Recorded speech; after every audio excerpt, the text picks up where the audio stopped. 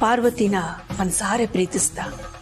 ಅವಳೇ ತಾನು ಪ್ರೀತಿಸಿದ ಕಣ್ಣಿನ ಹುಡುಗಿ ಅಂತ ಗೊತ್ತಾಗೋವರೆಗೂ ಅವಳನ್ನ ಹುಡ್ಕೋದಕ್ಕೋಸ್ಕರ ಅದೆಷ್ಟು ಒದ್ದಾಟ ನಡೆಸ್ದ ಅಂತ ನಮಗೂ ಗೊತ್ತಲ್ಲ. ತಾನಿಷ್ಟಪಡ್ತಾ ಇದ್ದ ಹುಡುಗಿ, ತನ್ನ ಕಣ್ಣಿನ ಹುಡುಗಿ, ನಮ್ಮನೇಲಿ ಮಾಮೂಲಿ ಕೆಲಸ ಮಾಡ್ಕೊಂಡಿದ್ದ ಪಾರ್ವತಿ ಅನ್ನೋದು ಗೊತ್ತಾದಾಗ ಅದನ್ನ ಹೇಗೆ ನನ್ನ ಹತ್ರ ಹೇಳೋದು ಅಂತ ಒದ್ದಾಡಿ ಹೋದ. ಅವನಿಗೆ ನನ್ನ ಹತ್ರ ಹೇಳೋದಕ್ಕೆ ಅದೆಷ್ಟೋ ಅವಕಾಶಗಳಿದ್ವು. ನಾನೇ ಅವನ ಹತ್ರ ಕೇಳಿದ್ದೆ. ಆದ್ರೂ ಅವನ ಸಂಕೋಚದ ಸ್ವಭಾವ ಅವನಿಗೆ ಅದಕ್ಕೆ ಅವಕಾಶ ಮಾಡಿಕೊಡ್ಲಿಲ್ಲ. ಕೊನೆಗೆ ಮದುವೆ ಸಂದರ್ಭದಲ್ಲಿ ಎಲ್ಲರ ಮುಂದೆ ಪಾರ್ವತಿನ ಎಲ್ಲಿ ನಾನು ಕಳ್ಕೊಂಡೇ ಬಿಡ್ತೀನಿ ಅಂತ ಅವನಿಗೆ ಗೊತ್ತಾಯ್ತೋ ಆವಾಗ ಬಾಯ್ಬಿಟ್ಟ. ಅದು ಯಾವಾಗ ಪಾರ್ವತಿ ಅರಸನ ಕೋಟೆ ಶತ್ರುಗಳ ಪಾಲಾಗಬಾರ್ದು, ಆದಿತ್ಯನೇ ನನ್ನ ಗಂಡ ಅಂತ ಯಾವಾಗ ಎಲ್ಲರ ಮುಂದೆ ಹೇಳಿದ್ಲೋ ಆವಾಗ ಬಾಯ್ಬಿಟ್ಟ. ಎಷ್ಟು ಸಲ ನಾನು ಕೇಳಿದಾಗ್ಲೂ ಪ್ರಶ್ನೆ ಮಾಡಿದಾಗ್ಲೂ ಅಷ್ಟು ಅವಕಾಶಗಳು ಇದ್ದಾಗ್ಲೂ ಹೇಳದೇ ಇದ್ದ ಆದಿತ್ಯ ಅಷ್ಟು ಜನರ ಮುಂದೆ ಹೇಳಿದ್ನಲ್ಲ, ನನಗೆ ಅವಮಾನ ಮಾಡಿದ್ನಲ್ಲ ಅಂತ ನನ್ನ ಮನಸ್ಸಿಗೆ ತುಂಬಾ ನೋವಾಗೋಯ್ತು. ಆದ್ರೆ ಅದೇ ಆದಿತ್ಯ ಈಗ ತನ್ನ ಹೆಂಡತಿ, ತನ್ನ ಪ್ರೀತಿಯ ಹುಡುಗಿ ಪಾರ್ವತಿಗೋಸ್ಕರ ಅಮ್ಮನ ಮೇಲೆ ಚಾಲೆಂಜ್ ಮಾಡ್ತಿದ್ದಾನೆ. That means he is opening up. ಆದ್ರೆ ಪಾಪ ಇದರಲ್ಲಿ ಅವನ ತಪ್ಪು ಏನೂ ಇಲ್ಲ. ಅವನಿಂದ ಪಾರ್ವತಿನ ನಾನು ದೂರ ಮಾಡ್ತಿದ್ದೀನಿ ಅನ್ನೋ ಭಾವನೆ ಅವನ ಮನಸ್ಸಿಗೆ ಬಲವಾಗಿ ಬಂದ್ಬಿಟ್ಟಿದೆ. ಆದ್ರೆ ಇದೇ ವಿಷಯ ಪಾರ್ವತಿನ ಅವನಿಗೆ ಇನ್ನಷ್ಟು ಹತ್ರ ಮಾಡ್ತಾ ಹೋಗುತ್ತೆ. ನನಗಷ್ಟು ಸಾಕು ರಘು.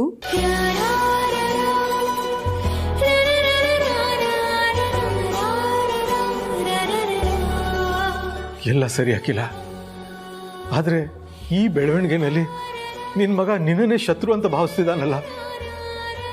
ಇಲ್ಲ ರಘು, ಮಗನಿಗೆ ತಾಯಿ ಯಾವತ್ತೂ ಶತ್ರು ಆಗೋದಿಲ್ಲ ಅನ್ನೋ ಸತ್ಯ ಅವನಿಗೆ ಒಂದಲ್ಲ ಒಂದಿನ ಗೊತ್ತಾಗುತ್ತೆ. ಇವತ್ತಲ್ಲ ನಾಳೆ ನಾವು ತಾಯಿ ಮಗ ಒಂದಾಗೆ ಆಗ್ತೀವಿ ಅನ್ನೋ ನಂಬಿಕೆ ನನಗಿದೆ ರಘು. ಆದ್ರೆ ಅಷ್ಟರಲ್ಲಿ ಆದಿತ್ಯ ಪಾರ್ವತಿಯ ಸಂಬಂಧ ಅದೆಷ್ಟು ಗಟ್ಟಿಯಾಗಿರ್ಬೇಕು ಅಂತಂದ್ರೆ ಯಾವ ಜಾತಕಕ್ಕೂ ಯಾವ ಹಣೆ ಬರಹಕ್ಕೂ ಅವರನ್ನು ದೂರ ಮಾಡೋ ಶಕ್ತಿ ಇರಬಾರ್ದು. ಅವ್ರು ಯಾವಾಗ್ಲೂ ಅನ್ಯೋನ್ಯವಾಗಿ 100 ಕಾಲ ಚೆನ್ನಾಗಿರ್ಬೇಕು ಅನ್ನೋದು ನನ್ನ ಆಸೆ.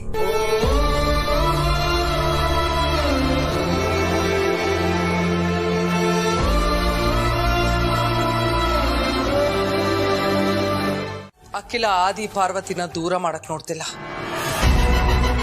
ಒಂದ್ ಮಾಡಕ್ ನೋಡ್ತಿದ್ದಾಳೆ ಅನ್ಸ್ತಾ ಇದೆ.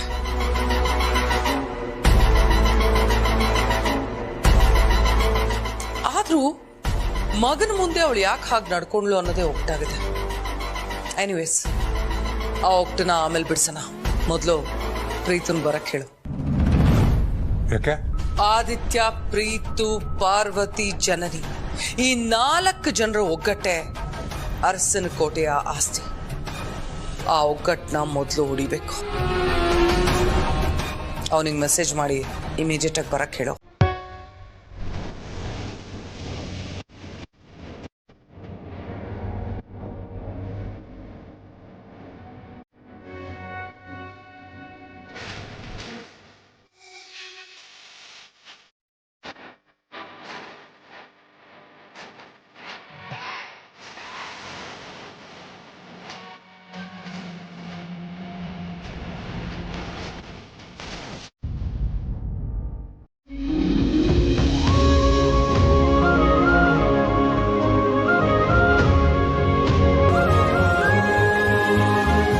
ಇಲ್ಲ, ಆದಿತ್ಯ ಚಿಕ್ಕ ವಯಸ್ಸಿಂದಲೂ ನೀನು ಮಾಡಿದ ಪಾಯಸ ಅಂದರೆ ತುಂಬ ಇಷ್ಟಪಟ್ಟು ತಿಂತಿದ್ದ.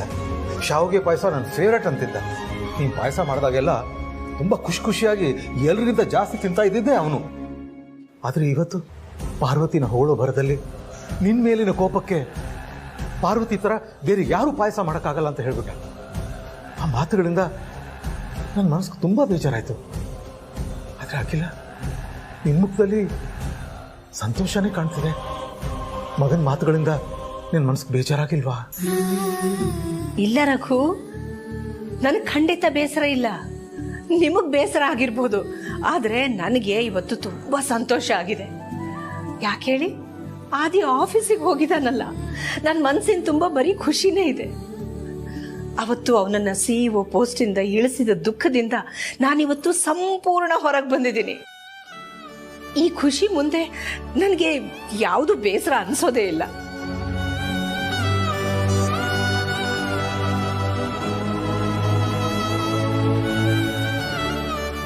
ಮಕ್ಕಳು ಏನೇ ತಪ್ಪು ಮಾಡಿದ್ರು ಆ ನೋವನ್ನ ಮರೆತು ಅವ್ರನ್ನ ಕ್ಷಮಿಸಿ ಹರಿಸೋದು ತಾಯಿ ಹೃದಯ ಮಾತ್ರ ಅನ್ಸುತ್ತೆ.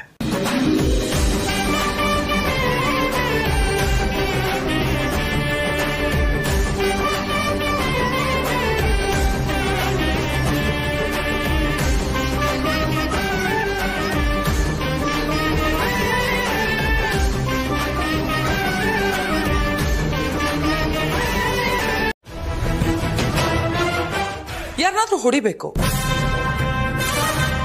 ನಿನ್ ವೈಫ್ ಇಂದಾನೆ ಶುರು ಮಾಡೋದು.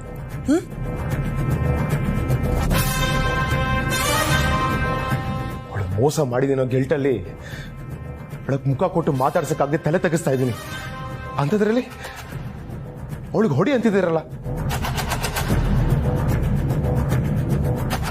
ನಿಮ್ಗೆ ಮನಸ್ಸಾಕ್ಷಿ ಅನ್ನೋದು ಇಲ್ವಾ?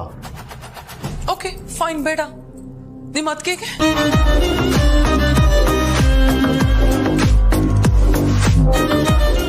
ಅವ್ರ ಮೇಲೆ ಕೈ ಮಾಡದ? ಪ್ಲೀಸ್ ಪ್ಲೀಸ್ ಬೇಡ. ಸರಿ, ಕೈ ಮಾಡಬೇಡ. ಅಟ್ಲೀಸ್ಟ್ ಅವಮಾನ ಅನ್ನಾದ್ರೂ ಮಾಡ್ಬೋದು ತಾನೆ. ಏನ್ ಮಾಡ್ತೀಯೋ ಹೇಗ್ ಮಾಡ್ತೀಯೋ ಅದ್ ನಿನಗ್ ಬಿಟ್ಟಿದ್ದು. ನಿಮ್ಮ ಅತ್ತಿಗೆ ಜೊತೆ ರೂಢಾಗಿ ನಡ್ಕೋಬೇಕು ಅಷ್ಟೇ.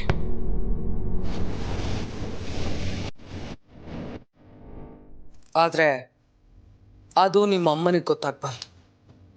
ಅರ್ಥ ಆಯ್ತಾ?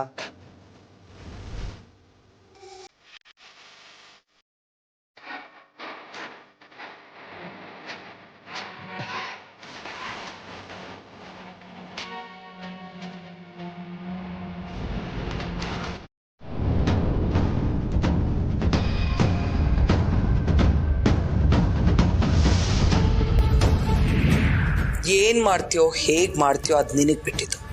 ನಿಮ್ಮ ಅತ್ತಿಗೆ ಜೊತೆ ರೂಢಾಗಿ ನಡ್ಕೋಬೇಕು ಅಷ್ಟೇ. ಆದ್ರೆ ಅದು ನಿಮ್ಮ ಅಮ್ಮನಿಗೆ ಗೊತ್ತಾಗ್ಬಾರ್ದು.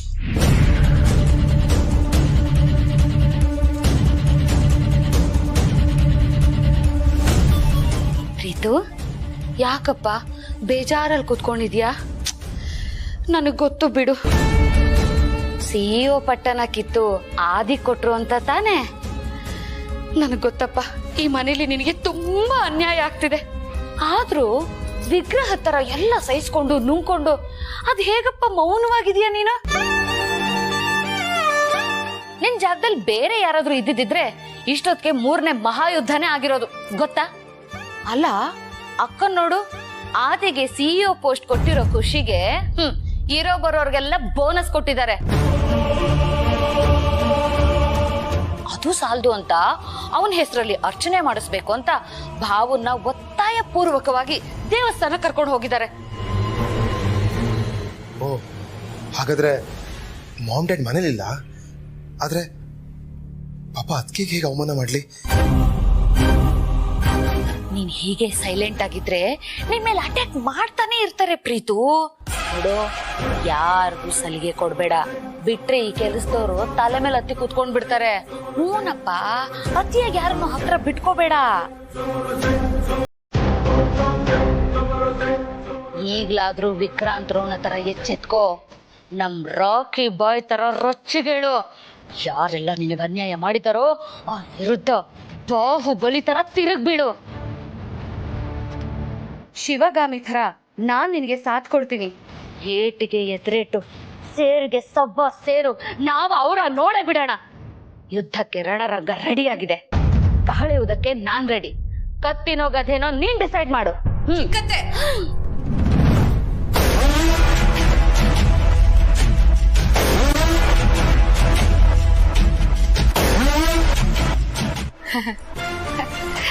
ಏನಮ್ಮ ಜನನಿ, ತಲೆ ಕೆಡ್ಸಿದ್ ಸಾಲ್ದು ಅಂತ ಈಗ ನನ್ ಗಂಡನ್ ತಲೆ ಕೆಡ್ಸೋದಕ್ ನೋಡ್ತಿದ್ದೀರಾ?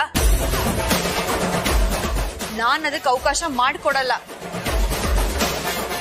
ಅಯ್ಯೋ ನಾನ್ ನೀನ್ ಅನ್ಕೊಂಡಂಗ ಏನು ಹೇಳಲಿಲ್ಲಮ್ಮ. ಸಾಕು, ಸುಮ್ನೆ ಇರಿ. ನಾನು ಎಲ್ಲ ಕೇಳಿಸ್ಕೊಂಡೆ.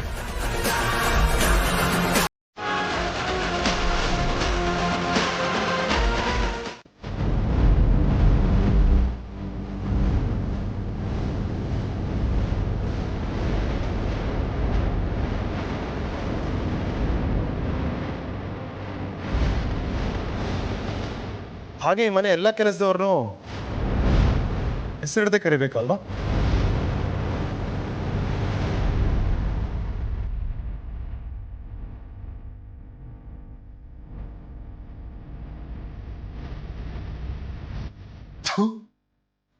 ಇದೊಂದು ಕಾಫಿನ ಹೀಗ ಮಾಡೋದು?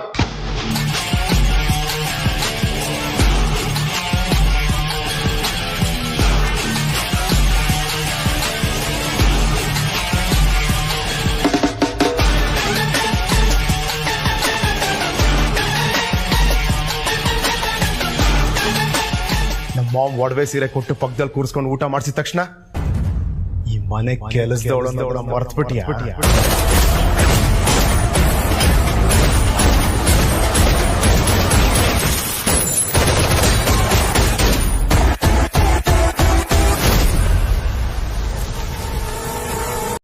ನಮ್ಮ ಮಾಮ್ ಒಡವೆ ಸೀರೆ ಕೊಟ್ಟು ಪಕ್ಕದಲ್ಲಿ ಕೂರಿಸ್ಕೊಂಡು ಊಟ ಮಾಡಿಸಿದ ತಕ್ಷಣ ಈ ಮನೆ ಕೆಲಸದವಳನ್ನ ಮರ್ತ್ಬಿಟ್ಟಿಯಾ?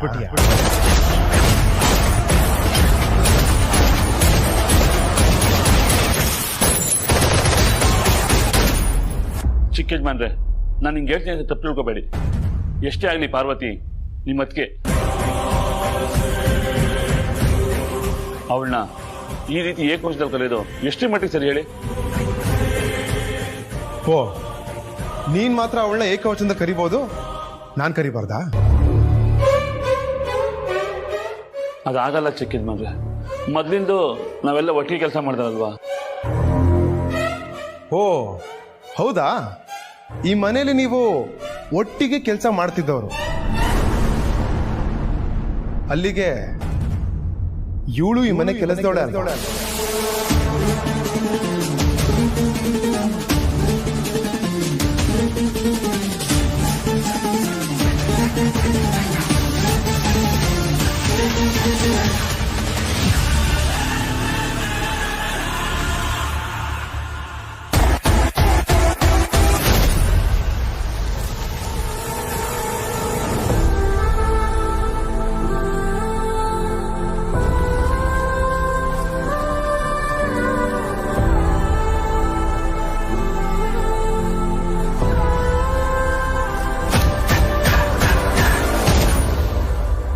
ಕ್ಷಮಿಸಿ ಚಿಕ್ಕ ಯಜಮಾನ್ರೆ, ನೀವ್ ಹೇಳಿದ್ ನಿಜ. ನಾನು ಯಾವತ್ತಿದ್ರೂ ಈ ಮನೆ ಕೆಲಸದವಳೆ.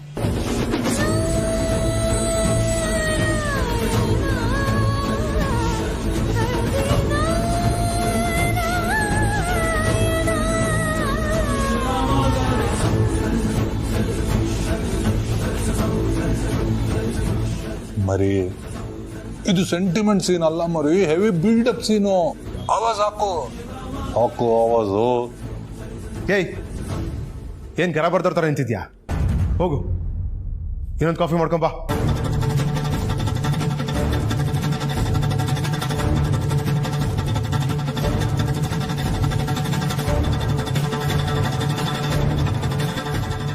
ಪಾರ್ವತಿಯವರೇ, ಇನ್ನೊಂದು ಕಾಫಿ ಮಾಡ್ಕೊಂಡು ಬರೋ ಅವಶ್ಯಕತೆ ಇಲ್ಲ.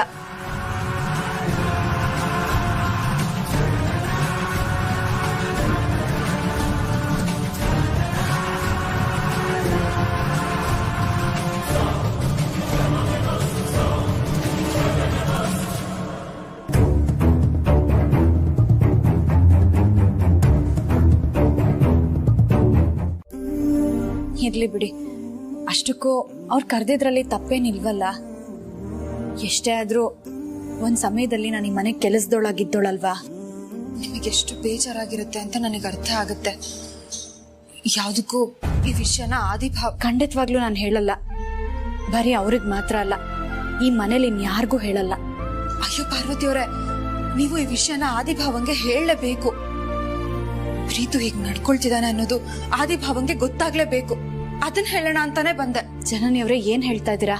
ಯಜಮಾನ್ರಿಗೆ ಅವ್ರ ತಮ್ಮ ಹೀಗ್ ಮಾಡಿದ್ರು ಅಂತ ಗೊತ್ತಾದ್ರೆ ಪರಿಣಾಮ ಏನಾಗುತ್ತೆ ಅಂತ ಗೊತ್ತಾ? ಗೊತ್ತಿದೆ. ಭಾವಂಗೆ ಕೋಪ ಬರುತ್ತೆ. ಆ ಕೋಪದಲ್ಲೇ ಬಂದು ಅವನಿಗೆ ಚೆನ್ನಾಗಿ ಬೈದು ಬುದ್ಧಿ ಹೇಳಿ, ಆಗ್ಲಾದ್ರೂ ಒಂದ್ ತಪ್ಪನ ತಿದ್ಕೊಳ್ತಾನ ನೋಡೋಣ.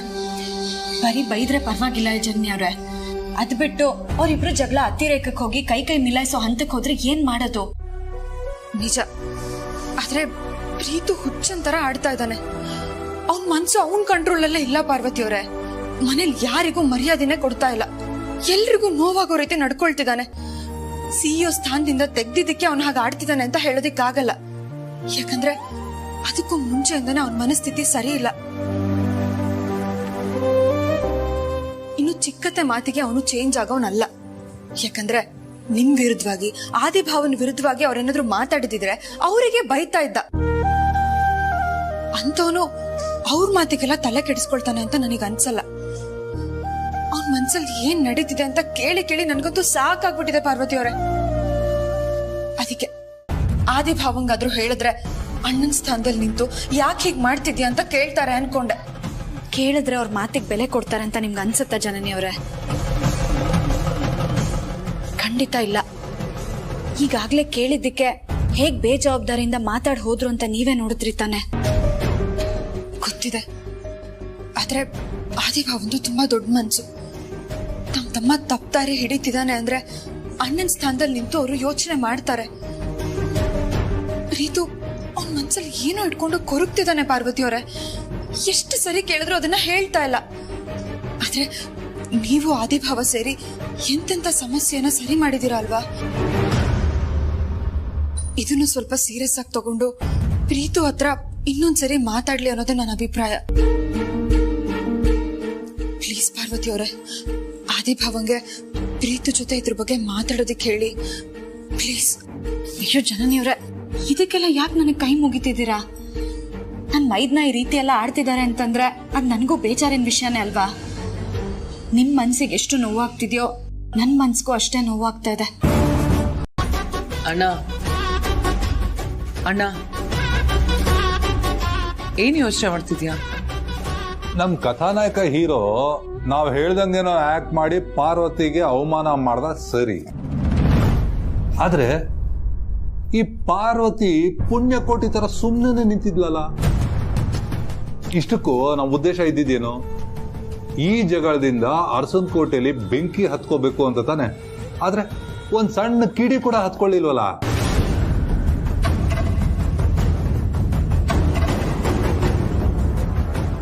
ಅರು, ಈ ವಿಷಯನೇನಾದ್ರು ಪಾರು ಆದಿತ್ಯಂಗ್ ಹೇಳಿರ್ತಾಳ? ಈ ಪಾರ್ವತಿ ಹಳೇ ಕಾಲದ ಹೀರೋಯಿನ್ ತರ. ಅವಳಿಗೆ ಈ ಒಗ್ಗಟ್ಟು ಮುರಿಯೋದೆಲ್ಲ ಇಷ್ಟ ಇಲ್ಲ. ಸೊ ಅವಳು ಆದಿಗೆ ಈ ವಿಷಯ ಹೇಳಿರಲ್ಲ. ಹಾಗಾದ್ರೆ ನಾವ್ ಮಾಡಿದೆಲ್ಲ ವೇಸ್ಟಾ? ನಮ್ ಉದ್ದೇಶ ಇದ್ದಿದ್ದೇನು? ಪ್ರೀತು ಪಾರ್ವತಿಗೆ ಅವಮಾನ ಮಾಡಿ ಅಣ್ಣ ತಮ್ಮಂದ್ರ ಮಧ್ಯೆ ಜಗಳ ಆದ್ರೆ ಆ ಒಗ್ಗಟ್ಟು ಮುರಿಯತ್ತೆ ಅಂತ ತಾನೆ. ಹೌದು, ಅದಕ್ಕೆ ಯಾಕೆ ನೀನ್ ಇಷ್ಟೊಂದು ಪ್ಯಾನಿಕ್ ಆಗ್ತಿದ್ಯಾ? ಅಣ್ಣ, ಇವತ್ ನಡೆದಿದ್ದು ರಿಹರ್ಸಲ್ ಅಂತ ಅನ್ಕೋ, ನಾಳೆ ಆಕ್ಚುಲ್ ಸೀನ್ ನಡೆಯೋದು. ನೋಡು, ಆದಿತ್ಯನ್ ಮುಂದೆನೆ ಪ್ರೀತುವಿಂದ ಪಾರ್ವತಿಗೆ ಅವಮಾನ ಆಗ್ಬೇಕು. ಅದನ್ನ ನೋಡಿ ಆದಿ ಪ್ರೀತು ಮಧ್ಯೆ ಜಗಳ ಶುರು ಆಗ್ಬೇಕು. ಅದರಿಂದ ಅರಸನ್ ಕೋಟೆನೆ ಹತ್ಕೊಂಡು ಉರಿಬೇಕು. ಆ ತರ ನಮ್ ಕಥಾನಾಯಕನಿಗೆ ಒಂದು ಸೂಪರ್ ಸೀನ್ ಕೊಡು.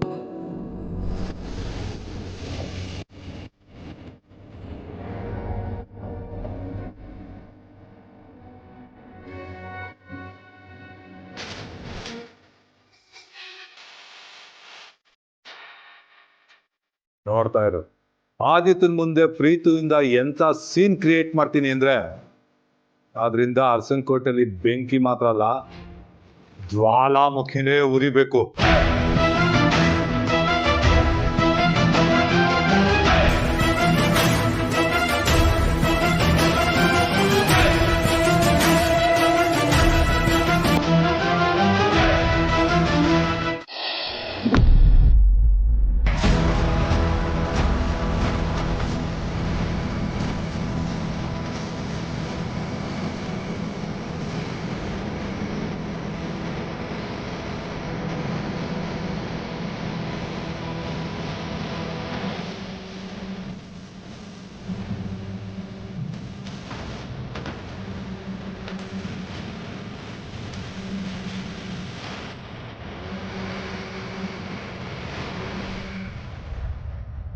ಹೇಳಿ ಸುರೇಶ್.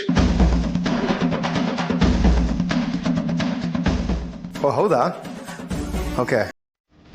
ಹಾಂ ಸರಿ, ಗೊತ್ತಾಯ್ತು, ಹೇಳಿ.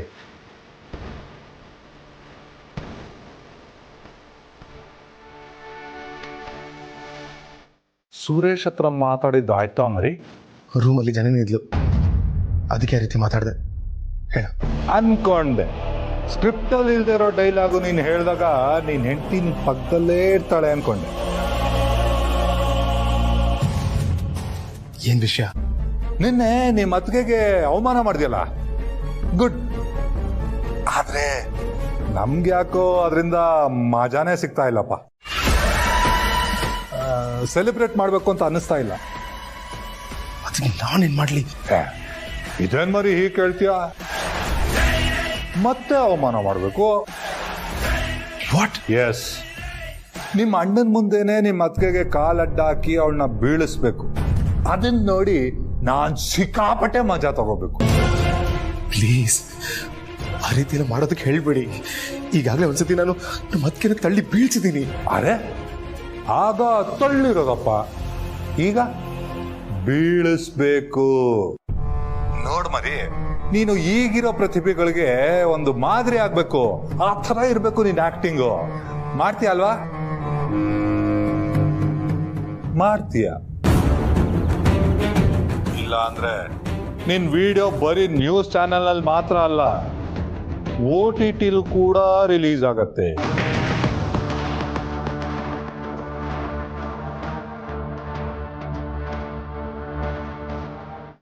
ಓಕೆ?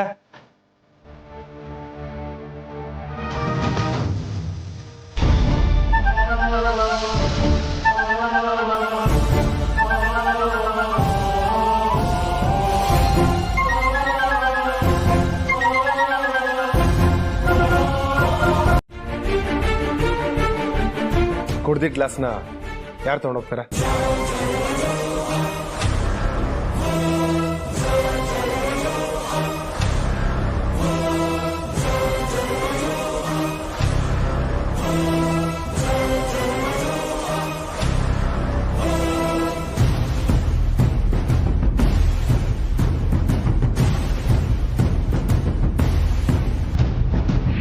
ನಿಮ್ಮ ಅಣ್ಣನ ಮುಂದೆನೆ ನಿಮ್ಮ ಅತ್ತಿಗೆಗೆ ಕಾಲಡ್ಡ ಹಾಕಿ ಅವಳನ್ನ ಬೀಳಿಸ್ಬೇಕು.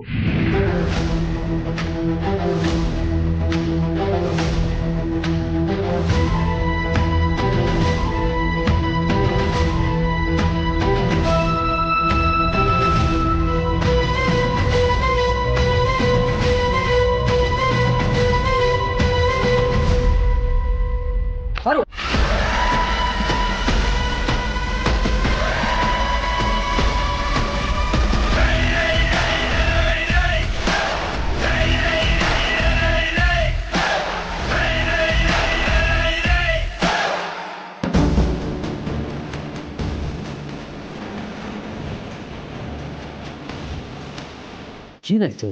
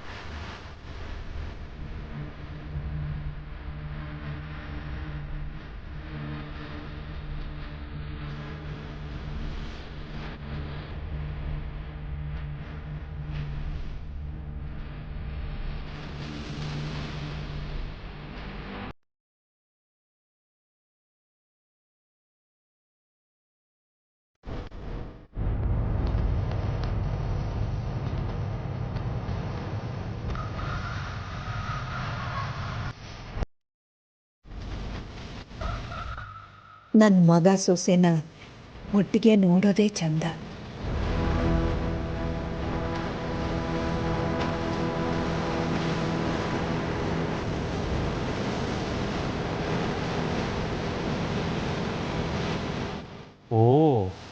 ಈ ಕೆಲಸದ ಹಿಂದೆ ಇರೋದು ನೀವಾಮ?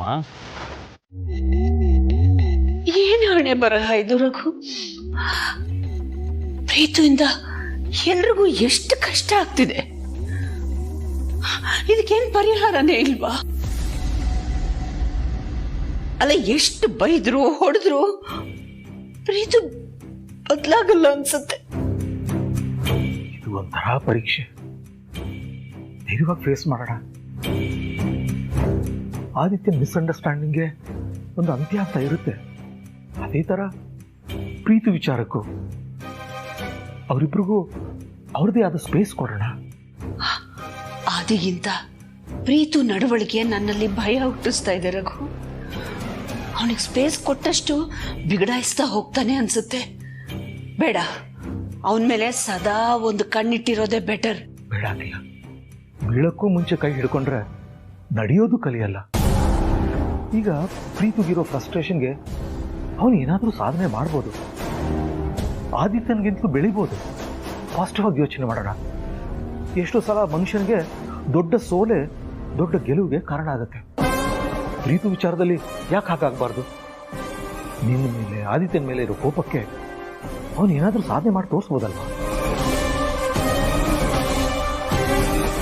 ಪ್ರೀತು ಯಾವಾಗ ಬೇಕಾದರೂ ಸರಿ ಹೋಗ್ಬೋದು. ಅವನ್ನ ಹಗದಿಂದ ಕಟ್ ಹಾಕಿ ಕೂಡ ಹಾಕಕ್ಕಾಗಲ್ಲ. ಆದರೆ ಈಗ ನಾವು ಆದಿತ್ಯ ಪಾರ್ವತಿ ವಿಚಾರದಲ್ಲಿ ಹೆಚ್ಚು ತಲೆ ಕೆಡಿಸ್ಕೊಳ್ಬೇಕಾಗಿದೆ. ನೀವು ಹೇಳ್ತಿರೋದು ನಿಜ ರಘು. ನಾನು ಆದಿತ್ಯ ಪಾರ್ವತಿಯ ಸಂಬಂಧ ಗಟ್ಟಿಯಾಗೋದ್ರ ಕಡೆಗೆ ಹೆಚ್ಚು ಗಮನ ಹರಿಸ್ತೀನಿ.